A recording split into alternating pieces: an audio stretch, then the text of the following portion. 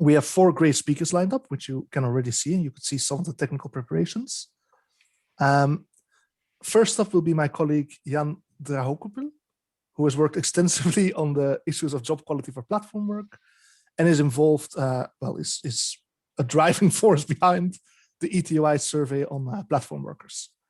And he will speak on some of the findings from that pilot and how to go forward in the future, I think. Next up will be Janine Burke, who's a senior economist at ILO, and she is the authority regarding labor platforms, platform work in general. Today, she will speak on the social and economic sustainability of digital platforms. The next speaker is Zachary Kilfer. He's a researcher at CEPS here in Brussels, and he's kindly agreed to speak on environmental sustainability, drawing from his own extensive research on this topic. We researched working conditions of platform workers as well, so can speak on that too, and contributed to flagship reports on the platform economy by European Commission and Eurofound. And finally, we have Katerina Pantazatu, if I pronounced that correctly, associate professor at the University of Luxembourg at the Faculty of Law, Economics and Finance. She has published on taxation and digital and platform economy. Very recently also released a book chapter on taxation of platform economy, which is super interesting, I found. So now, without further ado, I'll give the word to Jan for the very first presentation. And there will be discussions afterwards. Thank you very much. I will share my screen because the hairdressers haven't opened in Brussels yet, and so it's better for you to look at the slides, I think, than on our faces. So, our heads. So, as this panel is on sustainability on platform work, I thought I should sort of a good idea to sort of take stock of ETUI work on platform economy and platform work, and try to take a stock of that and see what lessons we have learned about the social sustainability of platform work. And I want to start by, if I can make this work, yes, I want to start by sort of with an effort to make you believe me that we sort of work on the topic. So I copied some of the publications from a website, but there is more if you sort of look at it at our website. And we sort of do various sort of types of work on platform economy. There is sort of labor market research. Walter has mentioned the survey. I will show you some data from that.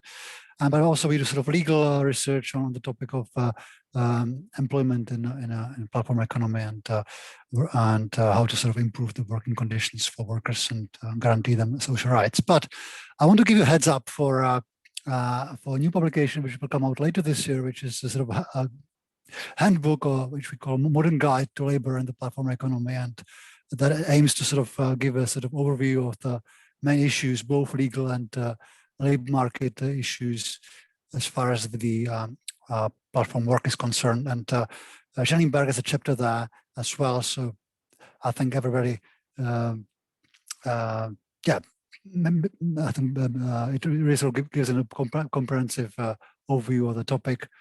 So heads up for this publication. Right. So when I look at our work, I could find sort of 3 topics which speak to the issue of social sustainability. The first one is the issue of prevalence of platform work in Europe, what kind of activities people do on labor platforms, and then if we think about sustainability, I guess is it providing any sort of income levels that are sort of sufficient for people to sort of get around. And then the second topic is sort of who does it, what are the worker profiles, how does the platform work link with the rest of the labor market, how is it integrated, does it work as a sort of stepping stone into other jobs, or is it a sort of separate segment of the labor market? And the third issue is, I think, directly linked to the question of sort of what sort of institutions we need to make platform work sustainable and socially sustainable. And that's, I think, the debate which we have on the sort of apparent trade-off or alleged trade-off between the flexibility of self-employment and security of employment. So that's the third topic I want to sort of just sort of address briefly. starting with the with the sort of prevalence of platform work. There is an overview of the existing research on the extent to which people do platform work in individual countries in Europe, and the darkest dots are from our research. And one of the motivation for doing a survey on this topic was that the data which we were getting was quite sort of well, it didn't seem very sort of consistent. So as you can see, other research we produce for countries like Czechia estimates which range between 8% and 45% about the extent of sort of people who have tried platform work. Our work sort of confirmed or seemed to sort of support much more conservative estimates, and we believe that we use sort of better ways of sampling representative ones, not going through the internet to reach internet workers, but having starting with representative samples. And I think the what we get from that research is sort of high exposure. When many people have tried to do some sort of platform work, and then they sort of drop out, and it's very, very small percentages of people in Europe who actually are engaged or sort of earn meaningful amounts or for whose the platform work is a sort of meaningful source of income. I think one of the reasons for that is that many people try, but they are not able to find, they're unable to earn money that which sort of allow them to, or which would motivate them to continue with the platform work. We ask them about how much they earned on the platforms. Well, I think we have to sort of take the findings with a pinch of salt. People I think underreport here, but the overall picture is that we have a very large number of people who will tell us, well, I don't earn anything, which I don't believe that it's so many. They just don't want to say, I guess, often. But then the other categories that we have, they would differ by country because it's sort of adjusted for the sort of purchasing powers and the like.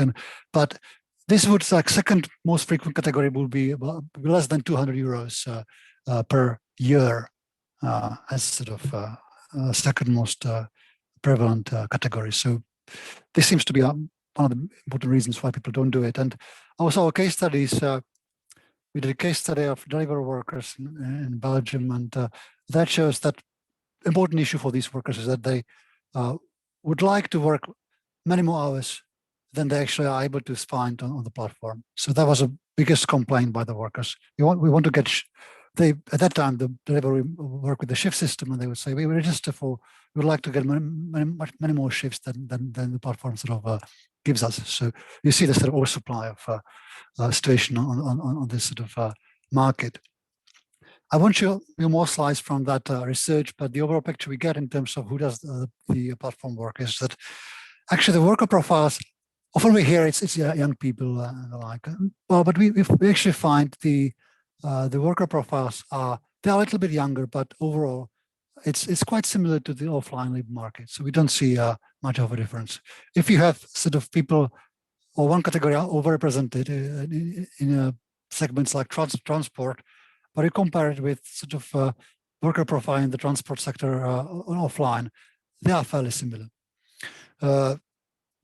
When it comes to the labor market integration, we find that the online workers are the workers who are in much more precarious situations. So they usually work with the other job they have, which is usually their main source of income, is something which there's much higher probability of finding someone on a sort of non-standard contract, on short-term contracts, and with a sort of very sort of fragmented trajectory of changing jobs and the like. And in this context, we don't find any evidence that platform work would allow people to sort of jumpstart careers. We don't even find that people who would need to find a job would be overrepresented. So it's not like that the unemployed people would start there, something like that. It's not what we find in our research. But you might say, well, this is quite old, what you show, and you are right. But I can sort of tell you, I can respond to that by saying, well, just hold on. We actually are working on sort of a new wave, a second wave of this survey. As we speak, data is being collected, representative samples in 14 European countries. So hopefully later this year, we'll be able to share or give you sort of latest data on the extent of platform work, who does it in Europe, and I wouldn't have to show you old slides anymore. Right. The third topic I wanted to address is this question sort of a trade-off, of an alleged trade-off between flexibility and security, which is linked to the employment status. And we did a sort of interesting case study that speaks to that question, which was on delivery workers in Belgium. And the interesting thing was that these people actually worked as employees. They work for sort of employed through sort of a third party, smart, and the arrangement where they had, they were employed with protection that with most of the protection that employment offers, in particular in terms of social insurance, but also income. So they would get a minimum wage. They would have predictable schedule because they would register for shifts, and so we have this sort of arrangement which people are employed, and which comes with a sort of some sort of sacrifice in terms of, it's not like a log-in, log-out situation. They have to register for shifts. So we ask them, so what do you think about the arrangement? Is it sort of, is it this what you would like as platform workers? And but we started with, so what's important for you in general? And indeed, flexibility, as we hear from platforms, is a very important thing. And workers would need to ask, well, we would do this because it's a very flexible arrangement, and I can combine with other things. Many of them are students, so they can also study at the same time. But it's not only flexibility. I think one interesting thing to look at is quite interesting finding also is that the option only type of work I could find was quite important for non-students. So you have this sort of diversity of workers where some of them do it because sort of they can fit it around studies, and perhaps it's not that important for them as a sort of if they lose it, it's a pity, but it's not like end of the world. They have other things in their life. But there was also important group among these workers who did it as a sort of source of living, and they just didn't see many other opportunities on the labor market. Now back to the question of sort of can satisfy workers in terms of their preferences in employment, and we find that they were quite satisfied with the arrangement of being employed, and at the time when we did the research, they were announced that they would actually end the arrangement. They would switch to the self-employment model, and a large majority would just say, well, we don't like it, and many of them would say, oh, I'm not going to do it anymore because it's just not fair, actually, what they would say usually. So I think 3 points as lessons from this study on the question of sort of employment and flexibility is the first one.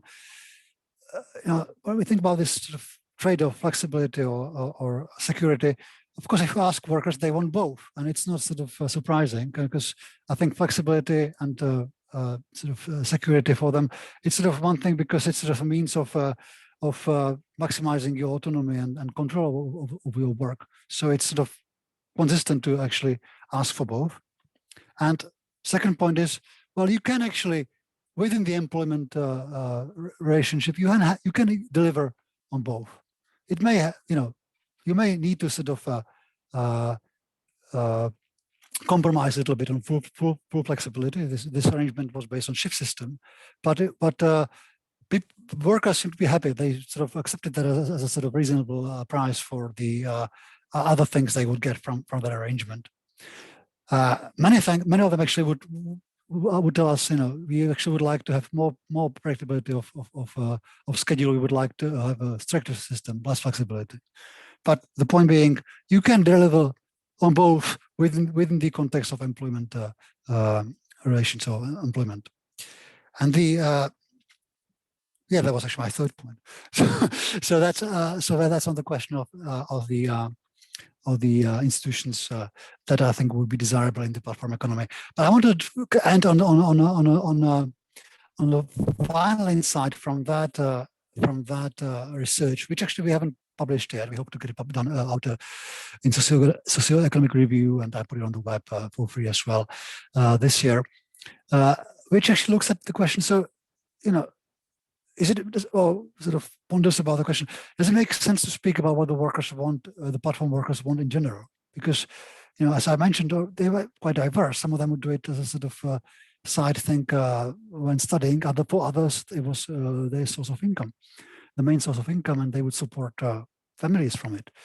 They would have dependent children and the like, and this would be the main income for them.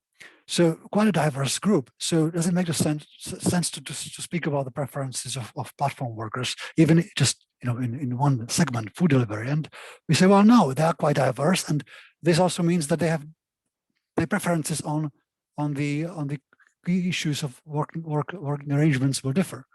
So we look at more into detail some of the questions of on this sort of flexible work arrangements. I told you they had a shift system, and some of them would tell us, well, we actually would like to have more regular shifts, not like registering once a week for a shift and then waiting for what we get. We would like to work like normal shifts. A large group of people, if you look at our respondents, it's 30% of them would like to rather have like a shift system as we have it, like if you have a standard employment. But then there will be another sort of 30%. We will say, actually, if I could decide, if I didn't have to deal with any trade-offs with other things, I would rather like to log in and write. I would like to more flexibility. And then, which is not too surprising, there's diversity of workers. But I think what is interesting that we can actually explain it. And the explanation that we sort of come up with, it's again, it's quite to me, it makes sense. It's not that difficult to come up with that. So, but we show that it's three things that explain it. All are linked to the sort of labor market situation of these workers. If they're able to sort of, the first one, which I have here, is exercising flexibility in schedule, which is in the current system, it is sort of where they felt it sort of gives them control. They will sort of support. They will support more flexibility. The other two factors that we have there is like market vulnerability. So if you are sort of in a vulnerable situation, if this is your main source of income, you will actually want to less flexibility, and you will actually want to have predictability of income and schedule. And the third one is the sort of economic attachment to platforms. So it's, I think, linked to the also to the labor market vulnerability, but in the multivariate analysis, it comes out as a sort of separate factor, which is again sort of the degree dependence on that work. So if you are dependent on delivery as your main source of income, you will not be so much interested in more flexibility. You will want actually stability and predictability of income. So on this note, I will sort of close. I realized that I didn't really touch on the question which I think would be important for social sustainability. That's the working conditions in the platform work. But I believe that Janine will sort of tell us something about that. So I can stop there. Okay, great. Jan, thank you very much for an interesting presentation. I see we're already getting at least one question through the Q&A. We will collect them and discuss them after the presentation. And then we can also go into things that may not have gotten as much attention as you'd like. I now give the floor to Janine for her presentation on socioeconomic sustainability. Thank you. Hi, so good afternoon, and thank you, Wouter, and thank you to the ETUI for inviting me to be part of this panel. It's a pleasure to be with you. We at the ILO have been studying the topic of digital labor platforms. We actually started in 2015 as part of broader work that we were doing on the topic of non-standard forms of employment. We became interested in this new development of platform-based work, also because of our interest in future of work debates. But our focus has mainly been on online digital labor platforms. So it differs a little bit from the data that Jan was showing, where his research has not completely, but mostly focused on, let's say, the delivery riders. We've been looking at people who are working on online platforms doing what is called either microtask work, which is very short work, or macro task work, where they might be being hired to work on projects, graphic design or computer programming. There's a whole range of skills that are now being offered through some of these online platforms, often referred to as freelancing platforms. So most of my discussion is really looking at that type of work, although of course, because of the way the platforms are designed, there are many commonalities between the online and the location-based platform work. So some of the things that I'm going to talk about certainly apply to the platform, the local platform-based work as well. And so these are just two studies that we published back in 2018, and in next month or this month, later this month, the research department will be publishing its flagship report called the WESO, and it's going to be on the topic of digital labor platforms as well. Okay, so when we mainly what we've done is surveys of workers that work on these online digital labor platforms, basically to find out about their working conditions. There's very little information about these workers. Labor force surveys are unable to pick them up, so you can't rely on those sort of data to find out what their working conditions are. So it was necessary for us to, to find alternative methods to find out about people's working conditions. So we either posted tasks on some of these platforms and paid workers actually to fill out the surveys, but we've also done focus groups and other types of qualitative data collection to find out a little bit about people's experiences on these platforms. And so what do we find? Mainly people really like the idea of working from home. And this is actually before the COVID-19 crisis, when people, there are some people who really do want to work from home. And so this for them was something that was very positive. They also felt like they, had more control over their working hours. And so they liked that flexibility, something that also came out in Jan's analysis. And importantly, and this is especially true for people who are living in developing countries or people who are living in countries where the labor market is not in a very good shape, this gave them access to opportunities that then they might not have been able to have previously without migrating, without leaving their country. So this is a real advantage. It solves some of the, to a certain extent, and solves a brain drain problem, and it means that people can stay in their countries and they can do work. And if this is good work, then this is a very positive thing. But what are some of the disadvantages? So on the whole, we find low earnings. I mean, there are exceptions here, especially for some of the really high-skilled freelance platform work for people who are doing very specialized IT programming. Those people, regardless of where they're living, can command high rates on some of these platforms and do quite well. But on the whole, people aren't doing very well. And usually we find that they're earning less than the prevailing minimum wage. And these, of course, are people that have strong digital skills, usually have high levels of higher education. So this is, it's rather surprising to how low the earnings are in fact. One of the big issues that we find is a real lack of work and competition for work. So I'm going to show you a slide just in a second, but there's a real, there's a lot of competition for jobs when they are posted. So on a microtask platform, a job is posted and then within seconds it's gone. So people also feel like they have to be on the platform a lot of times just to see what work is available. Or if they're working on a freelancing platform, they have to really spend a lot of time kind of, getting clients and hustling essentially for the work. So as a result, there's lots of unpaid working time. And this really actually, and I have a short paper talking about this, is, there's something that on the one hand, the platforms, can be thought of as a very efficient way of working because you can find workers to do work for you, from all over the world, and you can, hone some skills that otherwise you wouldn't have had. But when you think of it from the worker's perspective, there's actually a lot of inefficiencies. But of course, these inefficiencies are borne by the workers themselves. They don't affect the cost structure of the platforms or the firms that are using these platforms. So they're not really recorded and they're not thought about in analysis of, whether this technological transformation is actually efficient or not. And then there's the problems of algorithmic opacity. Who's to say that, are you going to be on the first page of the freelancing platform? Or are you going to be on page 350? Who's going to learn about the jobs? All of this is not very clear to people. Of course, it is the platforms that, that design the platforms and regulate the platforms. And it's never clear to the workers what exactly are the criteria that are taken into account when platforms make certain decisions. And related to this is the lack of neutral conflict resolution systems. So depending on the platform, there are problems of lack of payment, or sometimes, there might be a conflict if it's a platform where the worker is working with a client, the client's not happy, the client doesn't pay, and then there's a dispute between the worker and the client, and the platform has to mediate.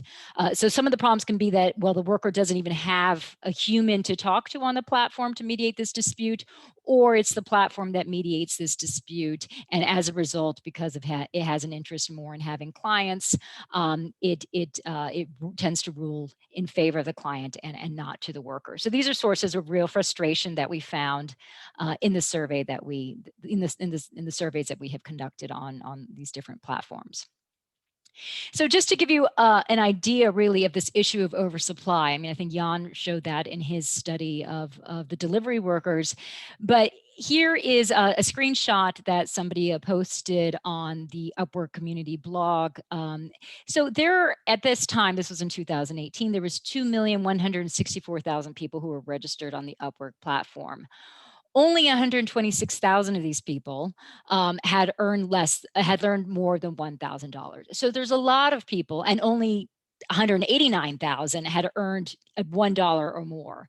So the amount of people compared to the amount of work is highly skewed. And of course, that affects the working conditions and ultimately the earnings of workers on platforms.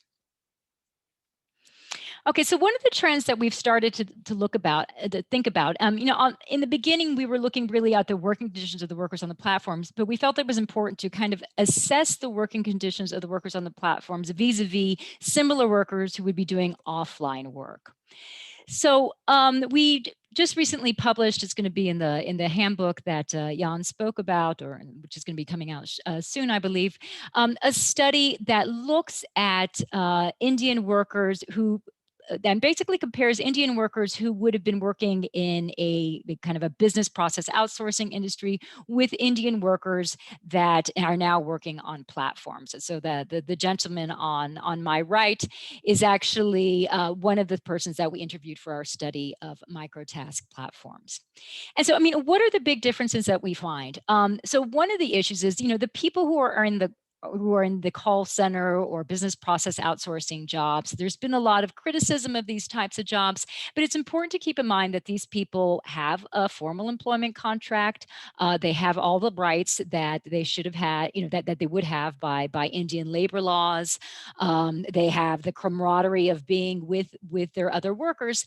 And interestingly as well, which I think is probably the most important issue, is that they've also, the literature has shown that these people have actually been able to improve their career trajectories. So they spend some time working on the platforms, and maybe the type of, in the BPO industries, maybe the type of work that they were doing isn't really up to their skill level, especially if they're doing call center work. These tend to be also very highly educated workers, but they improve their English language skills, they improve their customer service skills. And it was found that all of these kind of softer skills that they were learning on the job meant that they were able to change to other jobs that ultimately improved their career trajectories.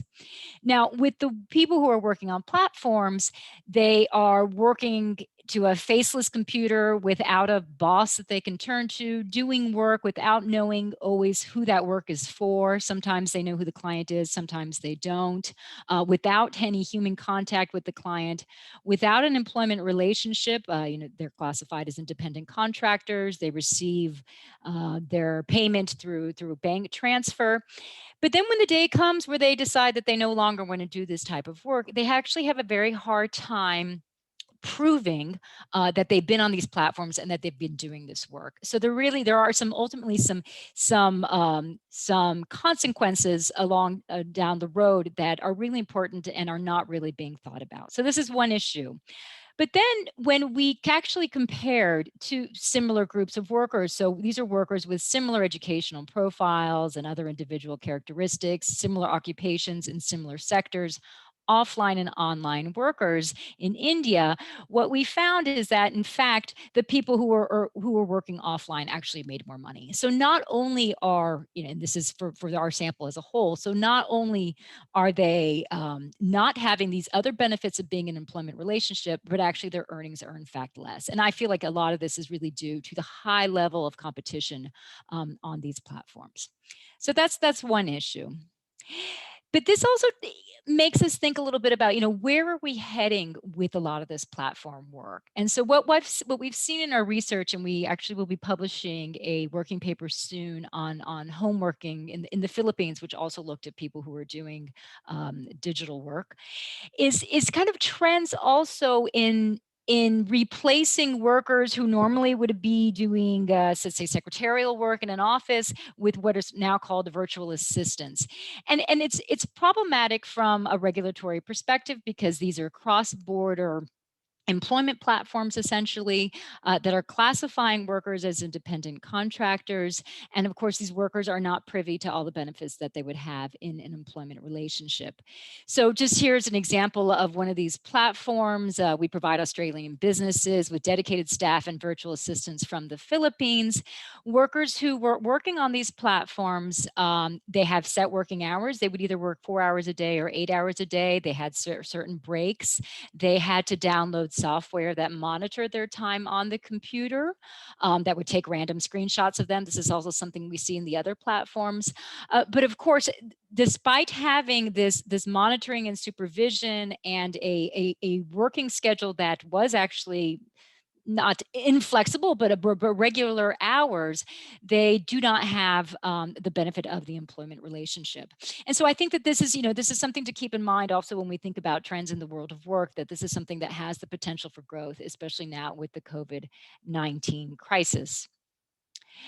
The other issue that I wanted to touch on was what we're finding too, and this is on freelancing platforms, is that in many ways their business model is about charging workers. So workers are paying to work essentially. And of course, there's a long history with ILO conventions about not allowing fee charging to workers. There's a convention, I believe, from 1948 on this topic. And the Private Employment Agency Convention from the mid-1990s also does not allow employment agencies, temporary employment agencies, for example, to charge workers. The charges must be borne by the clients who use these employment agencies. But now with the freelancing platforms, the workers are being classified as independent contractors. So technically at this point, they're not considered employees. And the business model is such that they charge the workers. And so in our study of online workers in Ukraine, for example, we found that 85% had reported paying a commission to a platform in order to work. What we're also seeing, though, is a tendency for some of these freelancing platforms to sell basically memberships to the workers. So if you want to come up on one of the first few pages, if somebody goes on to one of these platforms and looks for a graphic designer, if you want to come on one of the first few pages, certainly you need to have built your track record and have a good ratings and so forth. But if you have a premium or professional account where you're paying a monthly fee to the platform, your profile will get much more visibility. Basically, you'll be promoted. So this is something that is, in my opinion, a disturbing trend, because it's really turning a business model that is really about charging workers. And at what point does this end, and how much transparency is there in this process?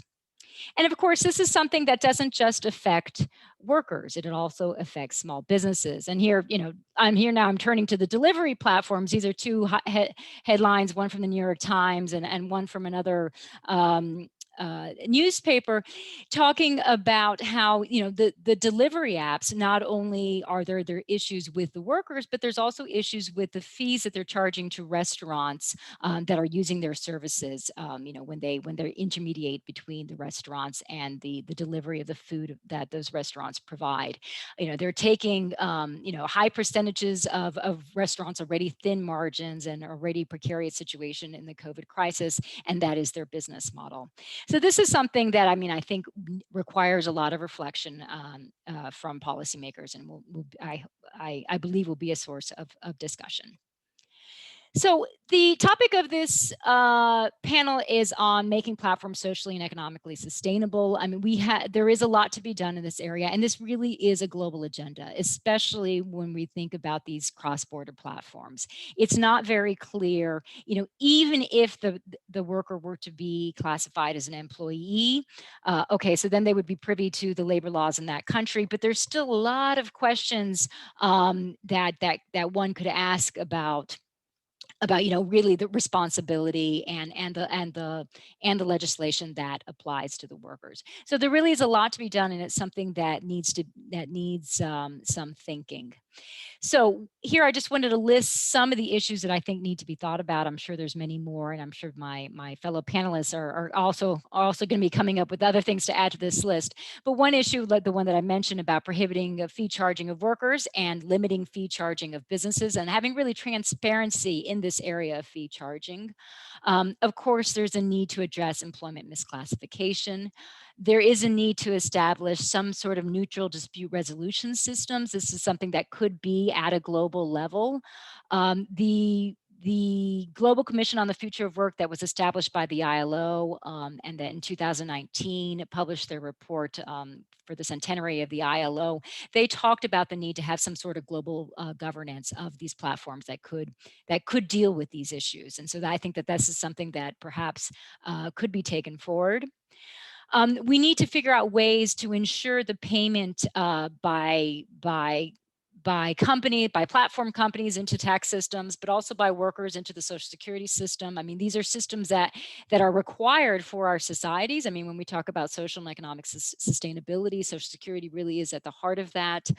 So how are we, how can we develop it so that if a worker is, working on another side of the planet, that they can actually be part of their Social Security system in a way that's not too difficult for the worker.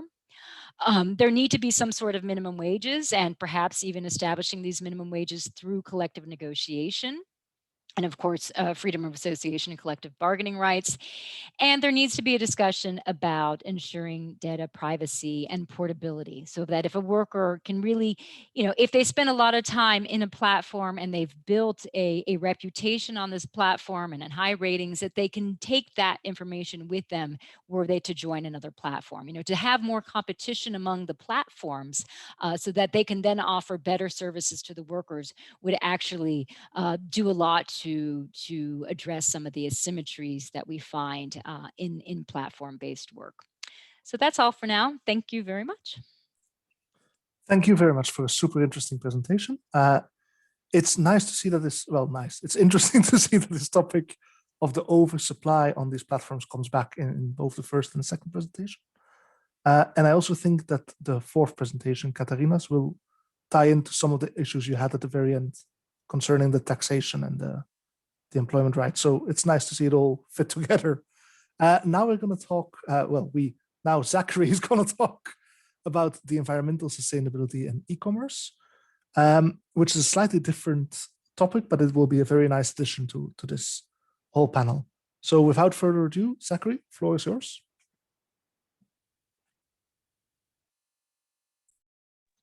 Can you all hear me and see me properly? Now I can, yes. Okay, go ahead. Very good. So first, thank you so much for the opportunity to speak today, especially with such distinguished panelists.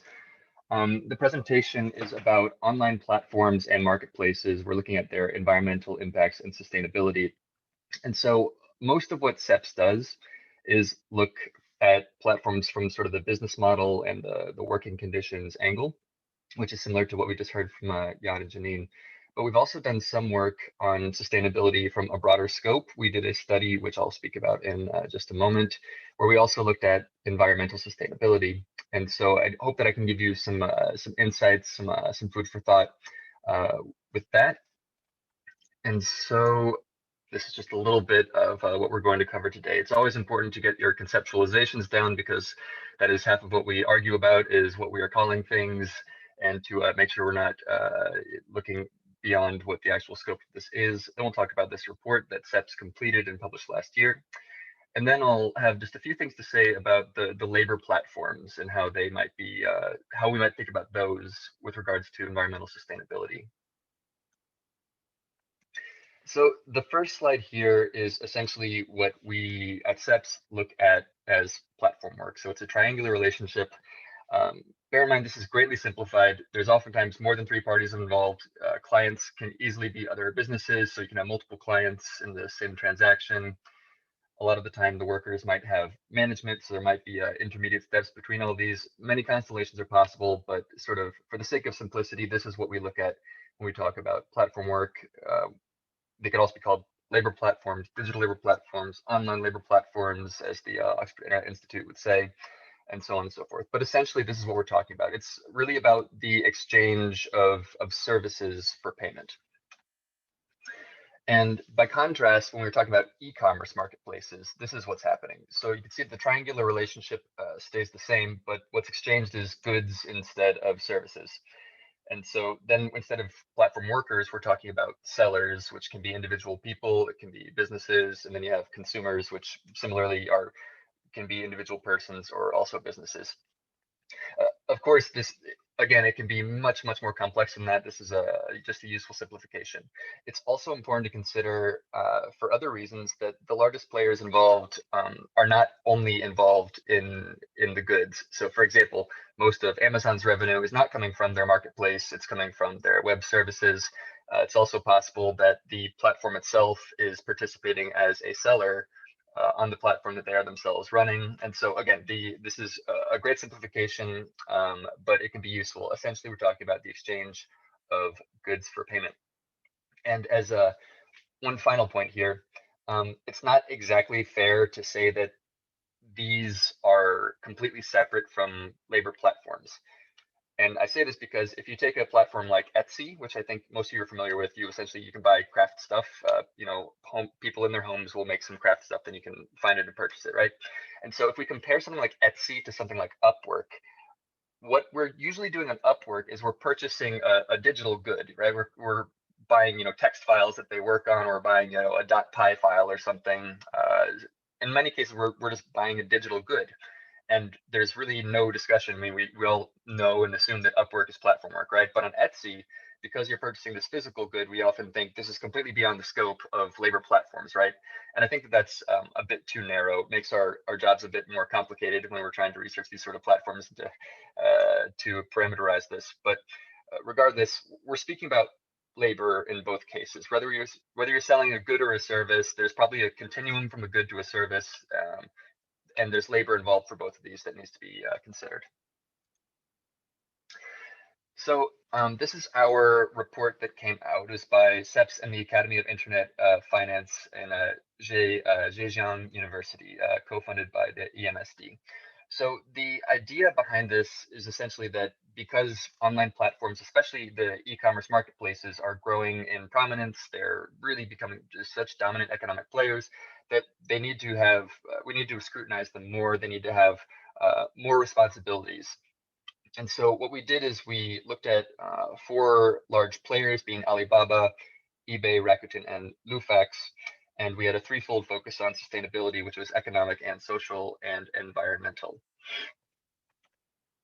So in a nutshell, this is what we found here. I'm of course highlighting the environmental parts here, but as a very general way of thinking about things, you can say that e-commerce marketplaces are associated with more efficient use or allocation of resources. When you digitalize things, things tend to become more efficient. You can have more efficient supply chains. Whereas on the other hand, e-commerce platforms or marketplaces, they make consumption much easier, much more convenient. So what you probably have is more consumption, and that means more waste. You can also see that, especially when you're purchasing something from around the world that you might otherwise have gotten more locally, that can really increase potentially greenhouse gas emissions and pollutants from the freight, from the logistics, and also the energy consumption from large data centers. And this is something that when I first started researching, it seemed like, okay, I mean, we've got a room full of computers or servers somewhere. I mean, how important is this? But we'll get to that. It actually is quite a sizable thing that you really cannot overlook, especially as it tends to be increasing. So again, why the scrutiny when why should we sort of treat these players differently? Well, first of all, we're not. I mean, brick and mortar places have received plenty of scrutiny, but of course, because of the just massive expansion of scope of the e-commerce marketplaces does require additional reflection. They host more products than any brick and mortar store can. They have a much greater ability to influence both how the merchants produce and sell and how the consumers purchase than you would if you just simply enter a store. There's also this nice phrase that we used in the report, death of distance. And so the distance between you and the seller has become much, much less relevant. And so the way that a platform operates has much greater, much more widespread impacts. So when we look at the environmental concerns here, there's a few different ways that we might look at this. On the left, we have a framework where we look at it from the technology, digitalization, and consumption and production angles. And as I mentioned, data centers' computing power, they tend to use a massive amount of energy and also fresh water for the purpose of cooling. And so, for example, the IEA found that in 2019, data centers accounted for around 1% of the world's total electricity consumption. There are other estimates that are more in the realm of 3%, which of course is expected to grow as data is not becoming less, but much more important. The European Commission found that in 2018, just under 3% of the electricity demand total in the European Union went to data centers. That's expected to increase to 3.2% by 2030. So just to put that in perspective, I mean, the data centers that we're talking about, like roughly 3% right now of the European Union's total electricity consumption. It's really not a small part of this. So you can also see that it's important to consider the first, second, and third order effects of these new business transactions, the way that these platforms operate, right? And so this means that you can think about production use of infrastructure, but there's also afterwards you have these additional changes. So for example, if you have a beautifully efficient logistics pipeline, then that's, you could see that as a first order thing, a first order effect, which produces more efficiency, right? Produces a gain from environmental sustainability standpoint. But then if that's countered by more consumption, then you need to additionally consider these second, third order effects. But at least from the literature and from what the platforms themselves talk about in their sustainability reporting and so on, the key issues for them seem to be the running of data centers, packaging, the just physical packaging of the goods, the storage, and the transportation networks. So I mentioned a bit about the sort of priorities that these e-commerce platforms have. And so this is from eBay in 2017 here. Now I'm just going to skip to the next slide and highlight something for you. These are the sort of environmental sustainability angles here. And you can see that the majority of these are not seen as very important on eBay's business success. They also are not seen as particularly important to external stakeholders, whereas most other elements are simply viewed as a much more imperative focus, right? And so I think that this is something to bear in mind. They do seem to be putting economic and social sustainability very high on their agenda, but that is, at least at present, not the case for environmental sustainability. Similarly, this is from Rakuten. And if you're not familiar with Rakuten, it's similar to Alibaba or for Amazon, but it's really focused on the Japanese sector. But it's bigger than Amazon, perhaps because they also do a lot of the electronic payments. They really control the electronic payment market in a large extent in Japan.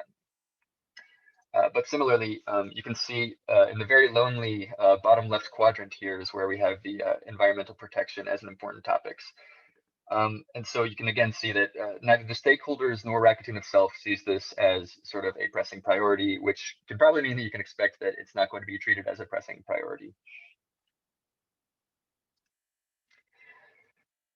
So I think that when we look even closer in depth, as we did in the case studies for this report, you can see that there are some really genuinely good ideas, some nice innovative solutions. But when it comes to goals, they tend to be very vague, and most often there are simply no targets. And especially when you're trying to sort of hold a company accountable, it's extremely important that you have targets, something measurable, right? As opposed to just we did something quite vague, which is good for environmental sustainability, right? And so looking to Rakuten, for example, I mentioned this, this sort of innovative measure, right? And so Rakuten is a very interesting energy trading system. It works to trade environmental values and megawatts. And so environmental values refers to greenhouse gas reduction effects, which are obtained through renewable energy, energy conservation, and other initiatives that have been certified. They've been given numerical values by the government or the local municipalities, right? So this is similar to this idea of like, carbon trading, carbon credits that you can trade.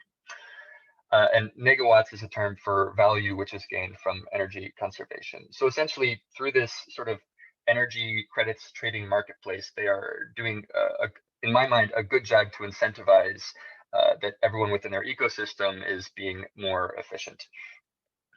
They came under scrutiny, Rakuten, because up until 2014, they were still selling whale and dolphin meat, and they only in 2017 banned the sale of ivory and sea turtle products, which might be a little bit of a better late than never kind of situation. But certainly, I think that the e-commerce marketplaces need to be cognizant of what they are trading. And typically when it comes to control over what is allowed to be traded in these marketplaces, the primary thing that marketplaces are really concerned about is counterfeit goods, because this is something that gets them in legal hot water and is bad for the reputation, right? And so it seems that that has been much more of a focus rather than ensuring that that environmentally sustainable goods are what are traded. So with Alibaba, they've taken a stronger stance on the green packaging angle. So Rakuten, by comparison, they essentially let the sellers package and ship how they will, right? And they encourage better practices, but they don't do much to really influence that. Whereas Alibaba has a really massive logistics network, and they have, along with their partners, encouraged and outputted these green packages, so biodegradable bags, tape-free boxes, and they've put solar panels on their warehouses and so on. So there at least is this initiative that seems to be aimed at reducing waste. They use advanced algorithms to reduce the amount of boxes which are required per good, and so on and so forth. So there is some element of the economic sustainability there, just to reduce costs for themselves, but also it does have good effects environmentally. And the Ant Forest initiative is another very interesting one that I encourage you to Google. But essentially, Ant is a payment provider in China. You can look them up. They are, again, like this massive ubiquitous player, but they have a partnership with Alibaba, whereby you have, in end effect, over 100 million trees planted today. Another interesting one is, I keep on mentioning these big data centers. So Alibaba has some of the largest ones. They, on their website, they put as a sort of new green initiative that they are using lake water to cool one of their largest energy centers, which I thought was, interesting. I mean, the idea is, of course, that you don't pay to cool the water. You are next to a lake, and you take the cold water from the lake, and you can use that to provide most of your cooling. But of course, that water has to go somewhere. And in the case, it's very difficult to find anything that's in English about this and seems reputable. But it does seem that they essentially take hundreds of thousands of liters of cold water from the lake, and then they use it to cool their data centers, and they put it back into the lake. And so there is still a question about whether even this might be energy efficient, right? But it might still not be the best thing for environmental sustainability. So I wanted to now talk just a little bit about the labor platforms. And so to some extent, what I've been discussing, especially with the data centers, applies equally to online labor platforms. And so the big players certainly have their own data infrastructure. Many of them are simply paying, Amazon or Google or and so on for their infrastructure. But regardless, many of them do operate in their own infrastructure too. But as you can see in this the top left bullet point here, I think that especially earlier on, when we were still talking more about the sharing economy, this kind of rhetoric seemed to be, well, to be friendly about it, it's not super accurate, right? There's very little sharing that is involved in these transactions of goods and services, right? It's a consumer relationship. And so if you look back to this this famous TED talk, which talked about the efficiency of electric drills, right? If the average electric drill is used for 8 minutes over its lifetime, then of course it's more efficient if we borrow it or we share it with someone else. But this is in fact not really the case for the platforms which we are talking about, where you're paying someone for owning that good, you're paying someone for a service, right? But still, you see a lot of papers which sort of have this kind of rhetoric, which I think is a bit divorced from the reality of the platforms, which are worth discussing. And also, we have seen, I suppose, the largest player, at least for personal transport, Uber. They recently announced, I believe this was in October 2020, that they have a goal of 100% electric vehicles to be used in the US and Canada and the EU, and I think it's by 2040 they want this to be global, which is really quite an ambitious goal. And I was previously talking about targets. This is certainly a target, right? And so this is something that I think is quite a positive development. Now, on the other end, when we think about ride hailing and the efficiency metrics here, I think that on the right hand side, I have a couple of quotes here that you can look at. It seems that we're not reducing overall mileage. It's not simply that there's this unused car sitting there and that Uber is this ride sharing facilitator and we're making better efficient use of this car. That's actually not the case. It does seem to increase traffic. It does seem to divert people from using more sustainable modes of transport into using an Uber car. Also, this Uber environmental sustainability report, it has two primary metrics that it's using, which are travel efficiency. Travel efficiency evaluates how well Uber helps people move while minimizing private car use, and then carbon intensity, which is the measure of emissions resulting from every passenger mile. And so this is obviously, this is one way of looking at it, but they're not looking at consumption, right? And about this this replacement effect where you're simply displacing people who would otherwise travel otherwise. And so overall, it is of course debatable to what extent these policies are sort of these genuine attempts to be more sustainable, or if this is greenwashing. But yeah, I leave that for further discussion. Just to point out one thing here. Sorry, Zachary, I'm going to have to ask you to conclude. We're running out of time. Indeed, apologies. So I think, yeah, we can talk about this later on. So as a couple of concluding thoughts here, I think it's important to consider the appropriate role of marketplaces, to what extent they should be dictating these transactions for merchants and for buyers, and thinking about environmental standards, if this can be sort of imposed. And then we also need to think about how, even if you have technological efficiency gains, in many cases, these seem to be offset or even just overwhelmed by increased consumption figures. I also think that while reporting seems to be quite ubiquitous, targets are much better. And so I think that this needs to be encouraged, especially in the sustainability reporting. And what we've seen in the past is that the most successful looking initiatives seem to be when economic and environmental goals of the platforms and the marketplaces are aligned. And so apologies for going over time, but thank you very much for your attention. No problem. Thank you for a super interesting presentation. I really liked the comparison of the e-commerce with the online labor platforms, and indeed they're not that different. And I think it was very interesting to get in the environmental angle. So thank you very much for that. And now, without further ado, I'll give the floor to Katarina, who will talk about taxes and tax sustainability from that angle. Yes, so I hope you can hear me. Thank you very much for the invitation, and thank you very much, Wouter, for moderating this panel. So I'll start. I know it's not advisable, but I will start with a disclaimer that I'm not an economist. I'm a lawyer, and I'm not even a labor lawyer. I am a tax lawyer, but with a big interest in labor law. So I will talk today about taxation, sustainability, and digital labor platforms. And sorry, I do not seem to be able to move my, okay. So the first question I'll attempt to answer is, what can taxation do for sustainability? And I found it a bit difficult to combine these three elements: taxation, digital labor platforms, and sustainability. So I will start with the relationship between taxation and sustainability, and then I will insert the digital labor platforms factor. So what can taxation do for sustainability, where obviously taxes are the main generators of revenue to finance the budget? And as such, any policy objectives a country may want to pursue and any societal development. So as long as the tax system keeps feeding the budget, then the tax system is more or less sustainable.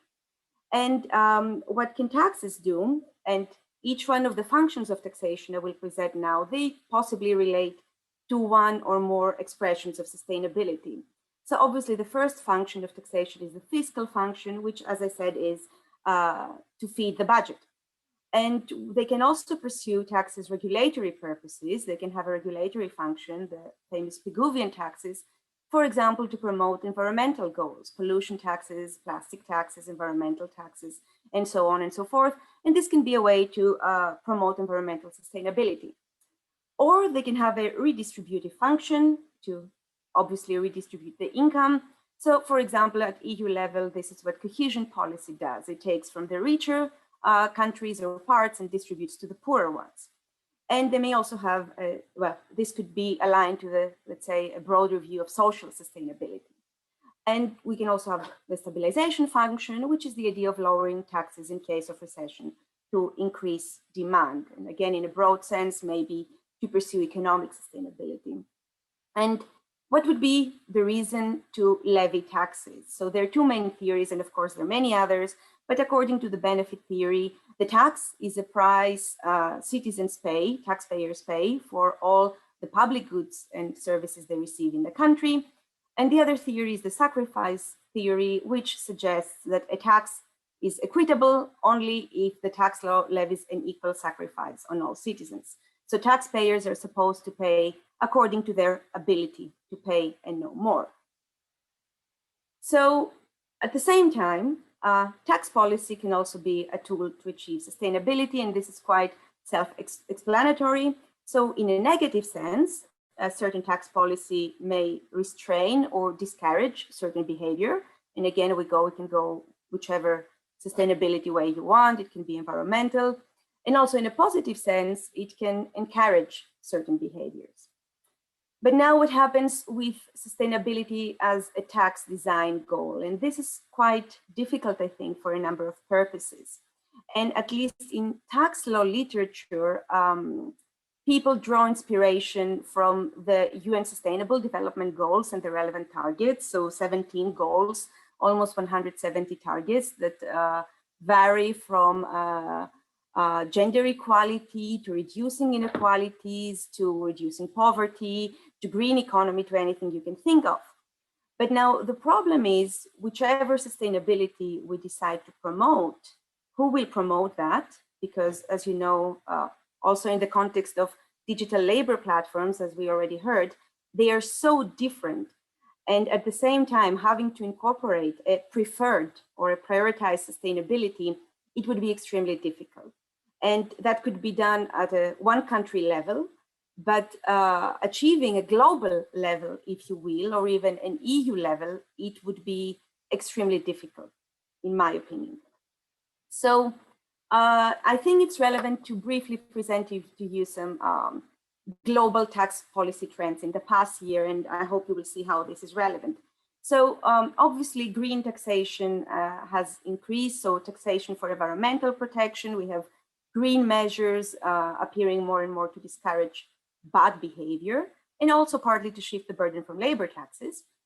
And we also have one other trend is taxing more the financial sector. And I link that to the last point, which is to tax the bad guys, if you will, also big multinational companies, and try to reduce as much as possible tax avoidance and abusive practices. So these are the bad guys currently in the global tax framework. And then, of course, another trend is increasing reliance on consumption taxes as a solution, which can be good and bad, because on the one hand, it can alleviate taxes on labor, it's as an alternative, and it can also feed the budget, so it can perform the fiscal function. And in France, for instance, VAT earmarked to finance social security reached 10 billion in 2018. So it can be an important source of revenue. But at the same time, consumption taxes are not very good because they're flat taxes And in principle, they are incurred equally by everyone, no matter how much money each one makes. So it does not align very well with the ability to pay and the equality principles. So these are just some relevant trends that I think fit the general framework. And now in relation to the digital labor platforms, we cannot observe a common trend with regard to tax wedges. And what do I mean here? Well, I rely on the fact that the higher the tax wedge, the stronger the disincentives to work. So the tax wedge measures the difference between the labor costs to the employer and the corresponding money the employee, the worker takes home. So there we cannot observe a common trend, and in principle, in some countries, the wedge increases and in other ones decreases. So no common trend with regard to that. And now moving to the digital labor platforms. And the question is whether there is an incentive to shift between employment forms for tax reasons. And overall, we observe more independent labor, more independent contractors, more self-employed, and much less employee statuses. And the problem is that, as the OECD has observed, non-standard forms of employment have showed up in many different OECD countries. And this shift has been partly driven by tax reasons. So for example, in the Netherlands, the tax cost of hiring an independent contractor is 37% lower compared to the cost of hiring a standard employee. So obviously, in this case, the employer, whether it is a platform or not, has an incentive to hire an independent contractor. But if indeed this shift in employment patterns happens, and if this tax arbitrage persists, then this might have very important implications for the equity of tax systems and the tax revenue to be generated. So it may lead to to loss of revenue for many states. Now, if we look at the tax determinants and the incentives to platforms that may affect the type of contracts they offer to workers, then it seems indeed that it's understandable why they prefer independent contractors. First of all, because they don't have to pay social security contributions in most cases. In many cases, they do not need to pay certain taxes, for example, payroll taxes. They have reduced administrative costs because it is up to the self-employed, to the worker, to do his own taxes. And still, in many countries, they have the possibility to deduct payments from their corporate income tax base, even for independent contractors. So all in all, they have it all.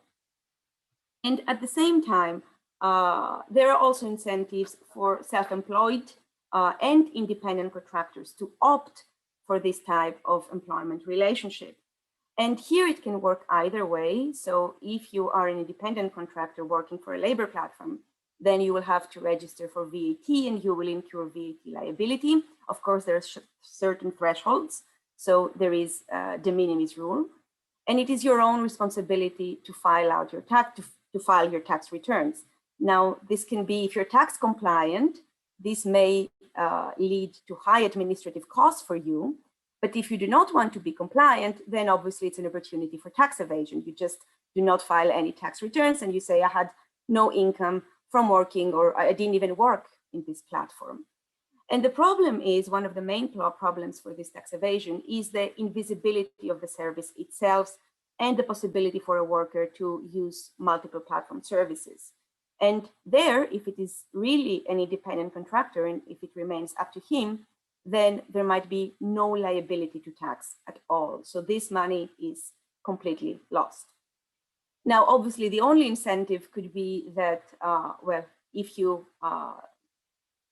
make use of, if you file your taxes properly, you may benefit from certain deductions, but possibly this may not be enough to balance out the possibility to tax evasion. And of course, there is an additional layer of complexity when it comes to where independent contractor pays his taxes, his social security contributions, especially if he makes use of many different platforms that are established in many different countries, and the services he provides are also provided in many different countries. So there it is a mess. And in principle, it is quite complicated even for professionals to find out where they should do what. So what we want to achieve and what we could achieve, well, the first thing would be to ensure or even increase the revenue for each country, so the fiscal function, regardless of the type of work. So whether you opt to offer an employee status or a self-employed status, still let's make sure that enough money goes into the budget, even when it comes to digital labor platform. And at the same time, possibly from what we heard from the previous speakers, encourage digital platform work, but not at the expense of the worker, nor at the expense of the state, neither disincentivizing the firm. And this could be possible by taxing the platform. And this is a matter for tax law. This is not something that we should discuss here. And this is actually what tax law is mostly interested in, to find where to tax big platforms like, I don't know, from Airbnb to Uber to other, these are the flagship platforms in tax law at least. So this is a matter for tax law. But when it comes to taxing the workers, this is a matter for tax and employment law and social law. So things get more complicated. And one way to go about it would be to encourage the employment relationship over a contracting relationship. And the advantage of that would be that you have more visibility. And if you have more visibility, then you have more taxability because you know what's going on. And then you also ensure that social security contributions are paid.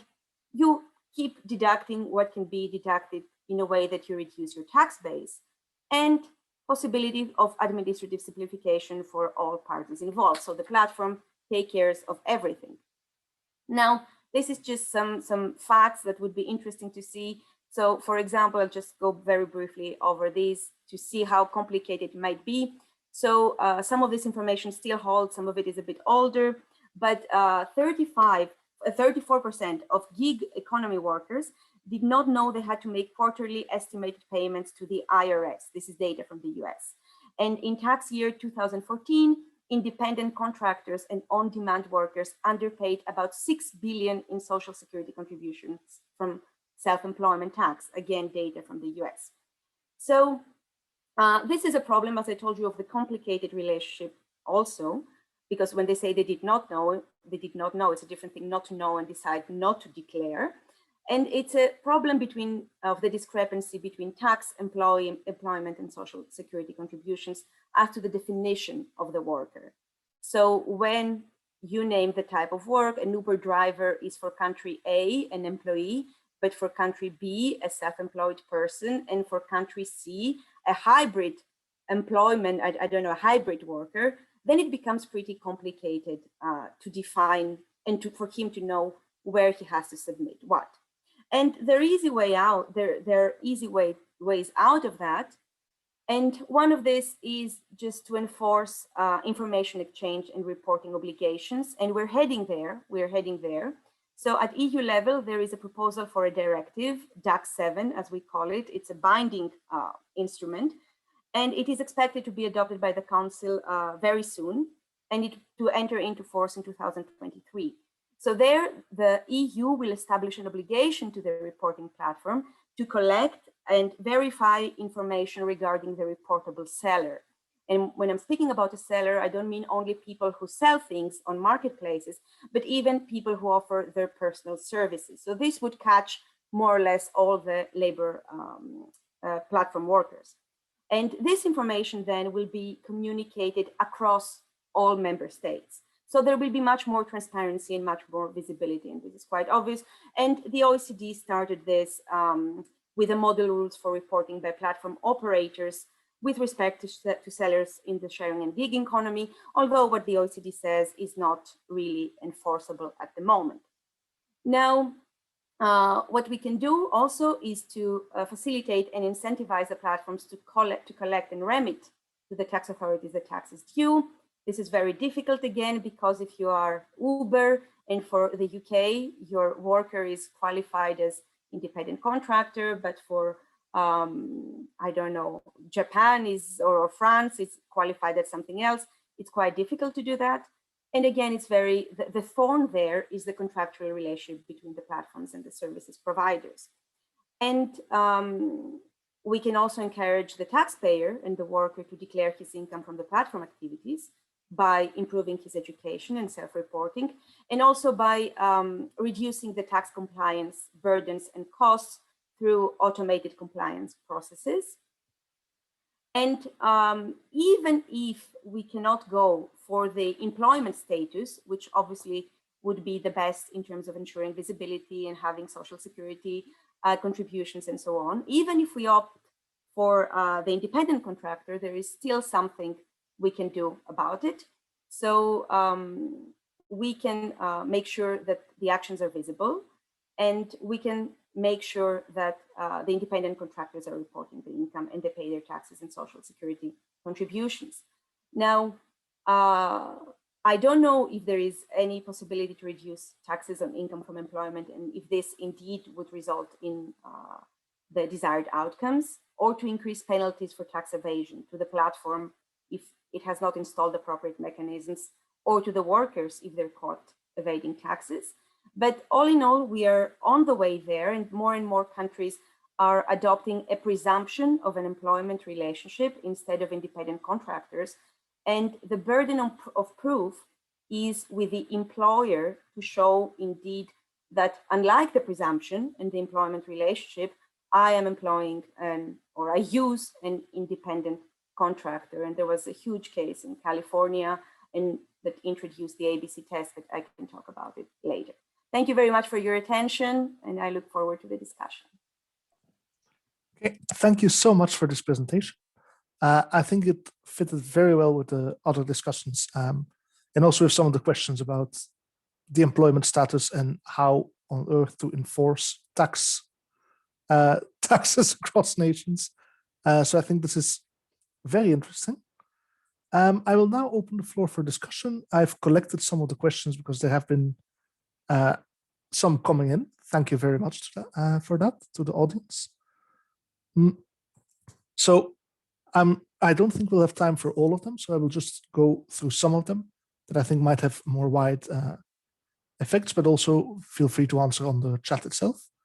So first question was that on, the very first question was on gender differences in the platforms. And I just want to very quickly open up the floor to Jan, who that question was posed to, and to others who might have something to say on what they know on how the gender differences in the platform economy play. Okay, thank you. I think the most efficient way how to address it in the time available is just to show you a couple of figures on that from our research. So I think the general point was we didn't find much of a difference in terms of the composition of the workforce, online, offline, and gender is also the case in point. So, well, here you see some internet work, which is a little bit taking into account the point that Zachary has made, which is maybe one shouldn't differentiate too much between selling stuff like things online and doing services. So when we have on the slide internet work, it means like any types of activities where you get money on the internet. You can sell stuff on eBay, but this is not gender. This is, well,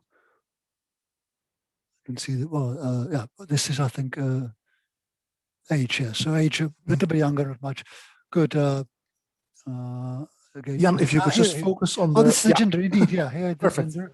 We see there's some gender differences, but when we compare with offline labor market, you will also see gender differences. So people in the IT being more male, so and we observe the same here on platform in the online work, and here's another gender figure, and again some difference, but I wouldn't conclude that there is some sort of major gender bias when it comes to online work.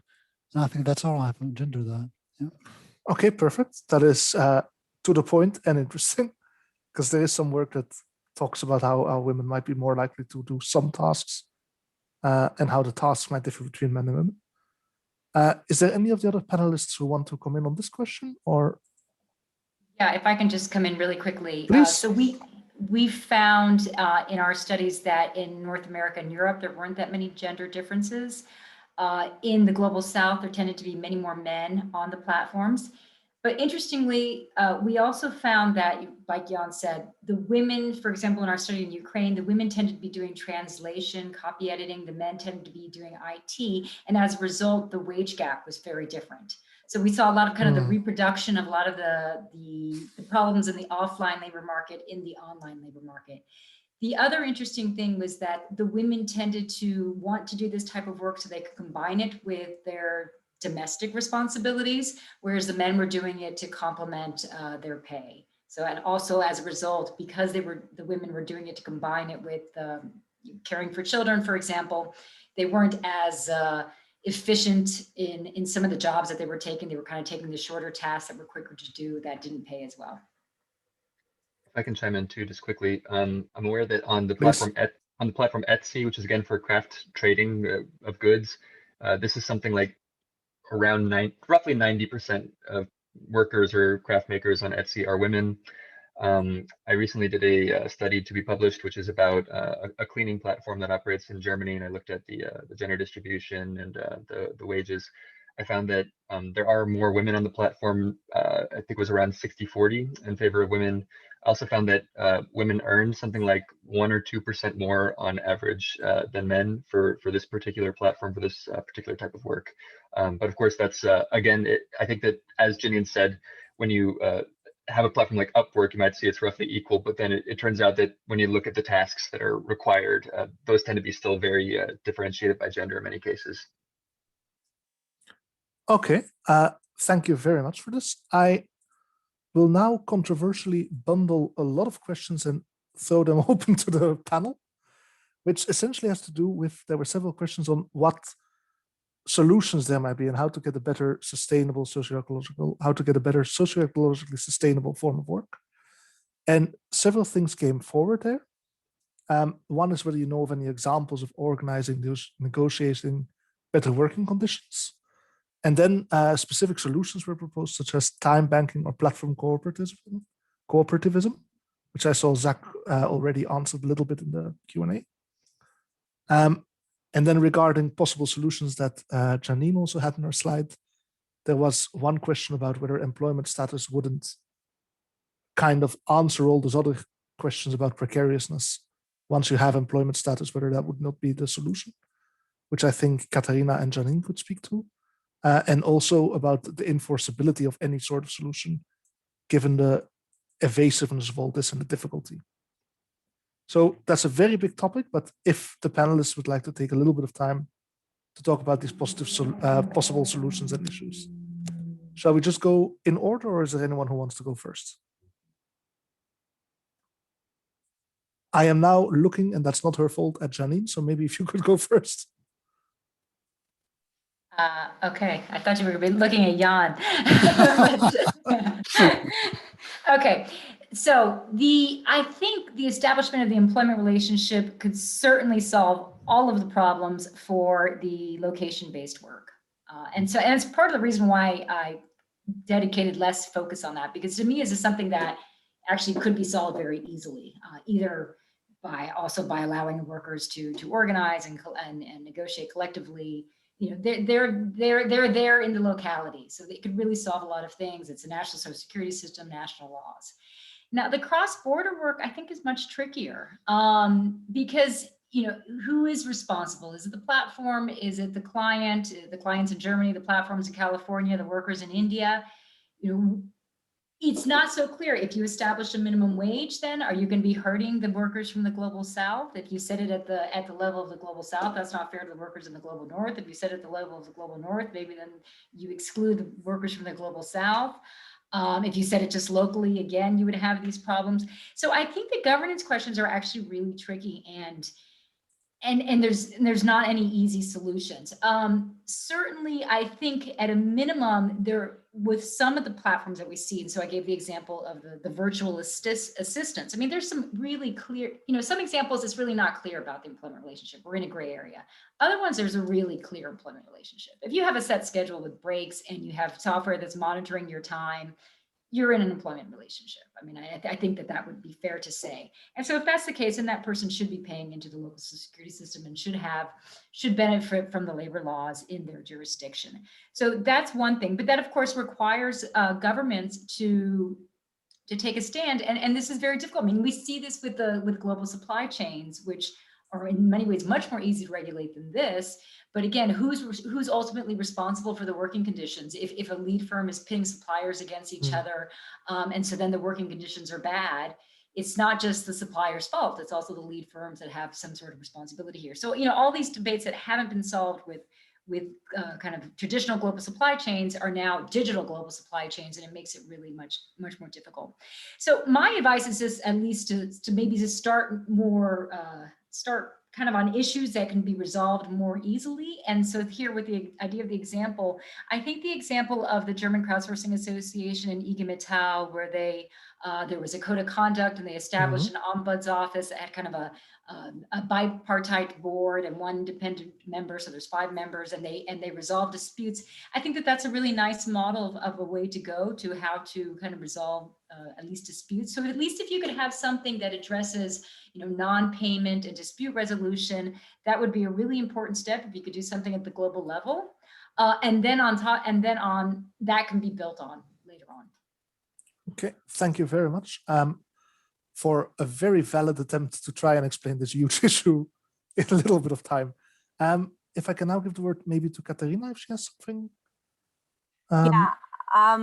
I could just say that I think because the platforms are so different and there's so many ways they can be used, it becomes extremely difficult to establish. So it has to be the assessment on an ad hoc basis. And this makes it much more difficult to establish clear criteria from a legal perspective when somebody will benefit from the employment relationship or something else. Because if you're using something, I don't know, once per week, but then why should it be once per week and not twice per week? What degree of dependence is needed there? How much instructions? So I think it becomes very difficult to establish this even in even if in one country level, let alone to try to find a multilateral or European or global solution. So yeah, that would be ideal if it could happen, but I think, and of course, if this were to happen, then it's likely that all these platforms or some of these platforms would lose in terms of competitiveness. So at least in some countries, I know people are using the platforms as an opportunity to evade taxes. So because they do not have to declare, or it's difficult to get caught if they don't declare. So there are several factors that may affect the decision to opt for the employment relationship rather than the self-employed. That actually ties in a bit to something Zachary has said, I think said on the Q&A about this platforms mainly being subsumed with their economic sustainability, and then the social and ecological being a bit secondary to that, which makes sense as an interesting answer. On that note, Jan or Zachary, would you still like to chime in? I'll try to be really brief. I think that Janine Barrick had I think it was like the final slide. She has really sensible solutions for the socioeconomic angle, which I think are really quite good. As for whether I generally agree with Ekaterini that employment relationship is very important to concern ourselves with, but for me, it's a bit more limited. I would say it's very, very important for the people who have a shift, and if they don't show up to a shift, then there's a punitive measure. Like for me, there's no way that's not an employment relationship with subordination, right? But again, especially with the online workers who probably account for much more than the on location workers, it becomes less clear. So I do also like that the focus that Janine has on algorithmic transparency. I think that the EU's done very good work with this, with the platform to business regulation. And if this was to apply more clearly to platform workers, then it could be an excellent, at least partial solution for a lot of the more prominent issues that I see. So that's all I'll say here. No, perfect. Thank you very much. And then now I can give the word to Jan. It's good we started from the other end, because colleagues were so eloquent, but there's not much left for me, and I wouldn't have done it in a better way. I think it's very important to point that, yeah, there is there are many problems, that there is also some low-hanging fruit. Some issues can be addressed. Indeed, the distinction between online platforms and locally based is important. It's much more difficult with the online platforms, but there are again opportunities. We just published, or last year published, a paper by Sig Silberman and Hannah Johnson, who suggest how to use GDPR to actually improve the codes of conduct at platforms in the EU, and that would have a that would help also have the effects beyond the EU. So not hopeless even there. For the locally based, I would just list again things that can be done technically speaking quite easily. So the first thing is make sure that at least in the EU context, first thing is make sure that the collective bargaining rights for the dependent self-employed are not limited or restrained by the competition law. We hope that some action will come on that later this year from the European Commission from some proposals. Then the question of employment status. It's really unfortunate that, of course, yeah, well, we can argue about details, but the problem is that there is so much uncertainty. In one country, you have one court saying one thing, another court saying something else. So we need sort of a framework which will sort of at least sort of make the situation more predictable. I think then the developing the details, there are proposals about, shifting the burden of proof as we have it in the ABC tests in the US, or, that could be different solutions. But the point is, many of these people are in a dependent relationship. They just do what the algorithm tells them. And the fact that they work, there's flexible work time, they can't be the reason for legal uncertainty, I think. Then the final point, many of these people will seem to be genuinely self-employed, but they often lack access to social protection insurance mechanisms, or if they have access, it's under much worse conditions than the employed. At the same time, we have the problem that in many countries, the tax systems incentivize people to work as a self-employed, so they actually want to do that. So things that technically don't seem to be that difficult, but politically often they are much more difficult. These days, if you want to do a job in Brussels, if you go to a job search website, you get many offers from Uber to be a lobbyist. You have much less in the sort of being a bureaucrat and the like, but this is now the growth market, it seems. Yeah. Okay, thank you very much. If it is okay for people, and if not, they can step up and leave because we have passed our time. I would just try to pick up on one more question before we finish the session. And I'm sorry we went over, but there was a lot of interesting talks and I wanted to let it go for a bit. The last question that I'm picking up on is on what exactly makes the work precarious online, and what I found interesting, whether there are any sort of spillovers or repercussions for the general labor markets. Whether we believe that, if I understood the question correctly, this is at least, that there would be any sort of convergence through these bad working conditions, through lower income, lack of social security, algorithmic management, into the more offline labor market. If anyone would like to chime in on that. And of course, for that, it's important to think how many people work on this, right? And like Jan pointed out, and the survey we're posting is exactly talking about that issue. Sorry, Zach. Yeah, no, there's a ton of ways to look at online platform work as precarious, but I'll just mention one that Janine provided a little bit of data for, or at least in our other papers, she has some data for, which is that you're not guaranteed an amount of pay for an amount of work. So taking an example, the contest sort of platforms, you might do a lot of design work and have nothing to show for it, even after hours or days or weeks of work. So the idea that you can work without any certainty of pay is precarious. Another way to look at it is that in most cases, you're beyond the sort of purview of organizational safety and health organizations. It could be labor inspections in many cases. So there's a lot of ways to look at precariousness, but for me, one that is concerning especially is this lack of predictability of pay. And so then the other question was about how this translates into the traditional labor market. I'll say just very briefly that a lot of traditional brick and mortar stores and businesses are increasingly interested in platform work models. So Colruyt is a Belgian grocer. They have, I think it's called Collect and Go, which is essentially for couriers to run you stuff from the grocery store, right? Bpost, which is the Belgian post service, they are also very interested in this. Daimler has invested a ton in a sort of an Uber rival, as well as if you look at German car manufacturers, they're extremely interested in outsourcing the sort of creative work, innovation work to platforms like Yovoto or others. It's a very economically efficient model. I mean, that's the main thing you should maybe get out of this is the economic efficiency is maybe not beyond reproach, but it's pretty damned efficient, right? And so the social sustainability and the perhaps environmental is where we should look more to in the future. That's just me trying to be brief because it went over time earlier. Yes, but that actually is an interesting point, that economic efficiency, because as Janine said, and as comes out from this Deliveroo work and all the times that you work but not get paid, is a lot of the inefficiency gets pushed away, right? So on this topic, if anyone else wants to tie in, and otherwise I'll conclude. Yes, Janine, please. Yeah, I mean, I think it is that. It's basically that the worker is taking on all the risk. And so they're taking on the risk of either not finding work or not being paid for their work and not having control of their work. And I think that the reason why this topic is important is really, it's not because, when we do these surveys, it's very hard to pick up the workers in these labor force surveys. So people think, oh, it's just a few, 2% of the workforce. It doesn't really matter.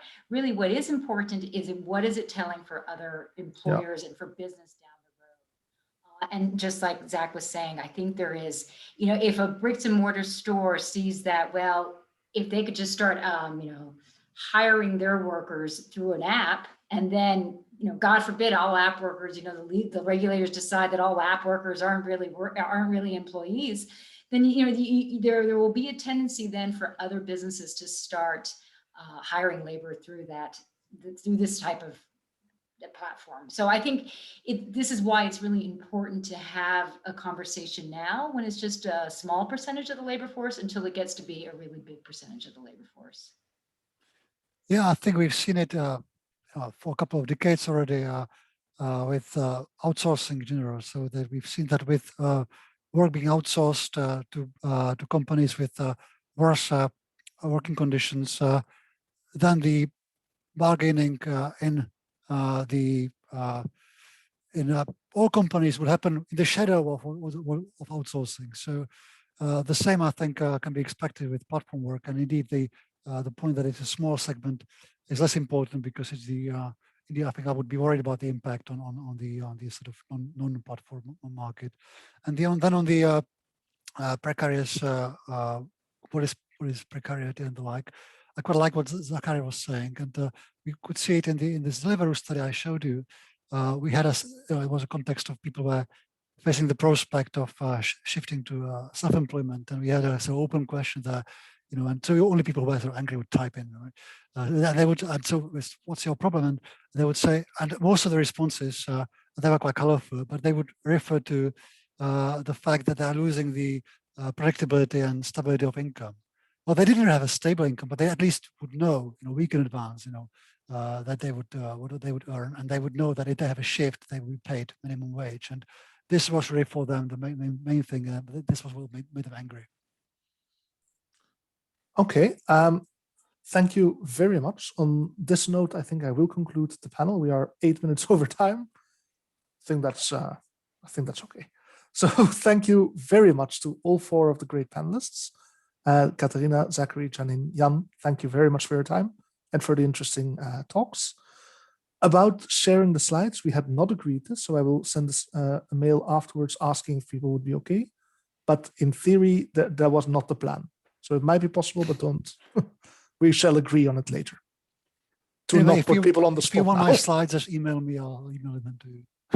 Yes, Yeah. I'll talk, but you can always contact the speakers directly as well if you want. Okay, thank you all so much, and thank you to the audience as well. I'm glad people showed up, and I hope it was interesting. Thank you very much. Bye. Bye. Thanks for organizing. Bye.